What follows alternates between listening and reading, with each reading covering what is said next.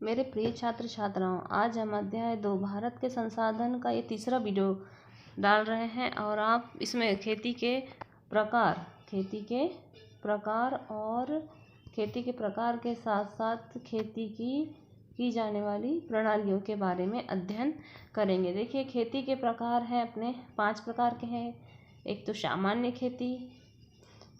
खेती, विशिष्ट खेती और शुष्क खेती और मिश्रित खेती और सिंचित खेती।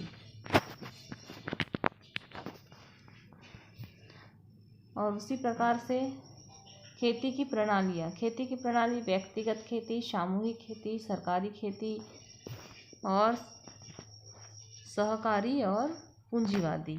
ये इसके भी 5 प्रकार, खेती की प्रणाली के 5 प्रकार हैं और खेती के प्रकार भी 5 प्रकार के हैं। हम इसका विस्तार से अध्ययन आगे कर रहे हैं। देखिए,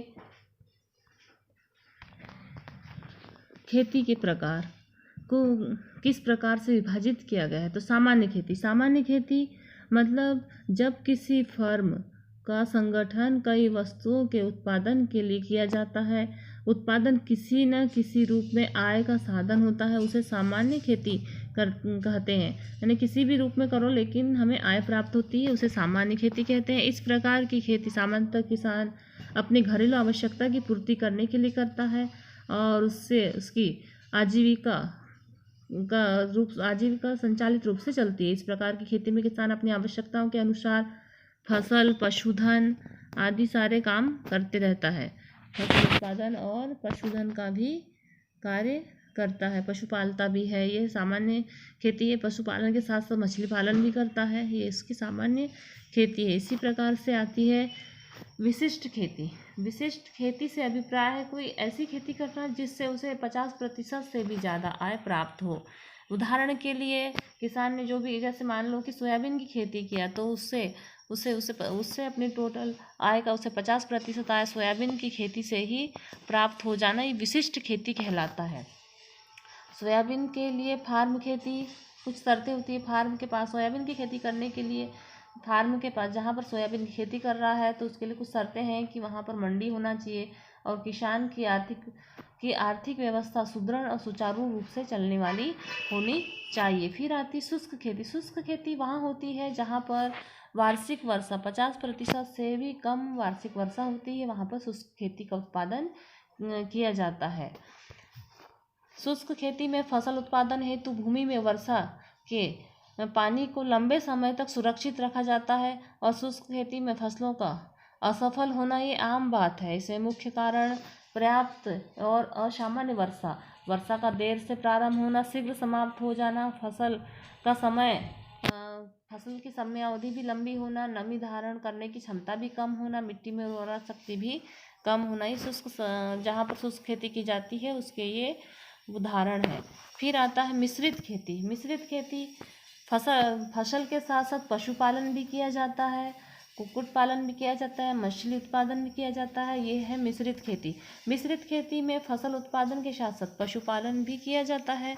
मिश्रित खेती सिद्धांत पर आधारित है कि पशुपालन से प्राप्त आय का 10%, 49% अन्य फसलों से और फसल उत्पादन प्राथमिक और पशुपालन पूरक कार्य के रूप में किया जाता है। फसल और पशुपालन में परिपूरक संबंध होने के कारण फर्म की उत्पादकता क्षमता में भी, आय में भी वृद्धि होती है। पशुओं के मल त्याग से और जैविक खाद का भी उत्पादन किया जाता है। पशुओं के मल से जैविक खाद का भी उत्पादन किया जाता है जिससे कि भूमि की उर्वरा शक्ति बढ़ती है। इसी प्रकार से आती है सिंचित खेती। भारत में सिंचित खेती मुख्यतः कुएं, नलकूप, नहरों के द्वारा सिंचाई की जाती है। सिंचित मतलब सिंचाई वाली फसलें उगाना। सिंचित खेती कम वर्षा वाले क्षेत्रों में होती है। इसके फलस्वरूप फसल उत्पादन में काफ़ी वृद्धि होती है तथा कृषि भूमि का उपयोग सिंचाई के माध्यम से वर्ष भर चलते रहता है। सिंचित खेती में सामान्यतः धान है, गन्ना है, गेहूँ है, कपास है, ये सिंचित खेती के अंतर्गत आते हैं। ये हो गए हमारे खेती के प्रकार। उसी प्रकार से आती हैं खेती की प्रणालियाँ। खेती की प्रणालियों को भी 5 भागों में बांटा गया है जो कि निम्नानुसार है। खेती की प्रणालियाँ खेती, व्यक्तिगत खेती। व्यक्तिगत खेती मतलब जब कोई किसी भी किसान कृषि का स्वयं एक व्यक्ति मालिक होता है। जिस प्रकार की खेती जिसमें किसान के पास भूमि का स्वामित्व एवं कार्य का अधिकार होता है। फार्म का क्रियाकलाप किसान अपने तरीके से करता है, ये व्यक्तिगत खेती होती है। वैसे ही होती सामूहिक खेती। इस प्रणाली में सभी सदस्यों को जमीन, पशुधन और संसाधन सोसाइटी के अधीन होता है, जो सामूहिक रूप से की जाती है। इसकी कोई किसी भी खेती का कोई एक समूह होता है और समूह के रूप में खेती करना सामूहिक खेती कहलाता है। उसी प्रकार से आती है सहकारी खेती। सहकारी खेती, इस प्रणाली में सभी कृषि क्रियाएं उनका भाग सामूहिक तौर पर ऐच्छिक आधार पर इकट्ठे किया जाता है। किसान अपनी भूमि का स्वामित्व का अधिकार सुरक्षित रखता है और सभी किसान अपनी भूमि, श्रम, पूंजी को इकट्ठा कर एक इकाई बनाकर सामूहिक रूप से खेती करता है। इसमें सभी कार्य चुनी हुई कमेटी के निर्देशानुसार किए जाते हैं। फायदा जमीन के अनुपात में बांट दिया जाता है और मजदूरी के आधार पर भी बांट दिया जाता है। सरकारी खेती को 4 भागों में बांटा गया है। यह है सहकारी श्रेष्ठ खेती, सहकारी साझा खेती, सहकारी और दस्तकारी खेती और सहकारी सामूहिक खेती। सहकारी खेती को भी 4 भागों में बांटा गया है। उसी प्रकार से आता है सरकारी खेती।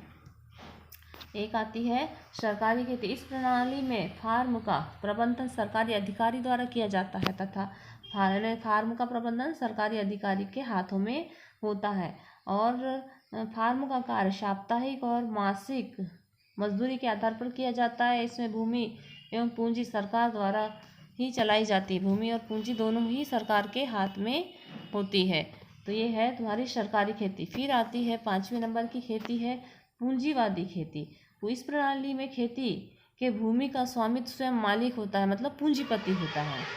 पूंजीपति होता है, इस पर किसी का अधिकार नहीं होता। खेती का प्रबंधन मैनेजर को वेतन देकर कराया जाता है। फायदा नुकसान का जिम्मेदार भी पूंजीपति ही होता है या उद्यमी होता है। कई उद्योग मालिक जैसे गन्ना उद्योग भूमि खरीदकर इस प्रकार की गन्ने की खेती करवाते हैं। इस प्रकार से ये हो गई पूंजीवादी खेती। इस प्रकार से हमने आज खेती के प्रकार और खेती की प्रणालियों के बारे में अध्ययन किया है और अगले वीडियो में हम खेती किस प्रकार से की जा रही है भारत सरकार ने क्या क्या खेती के लिए प्रयास किया है, ये हम आपको विस्तार से अध्ययन करवाएंगे।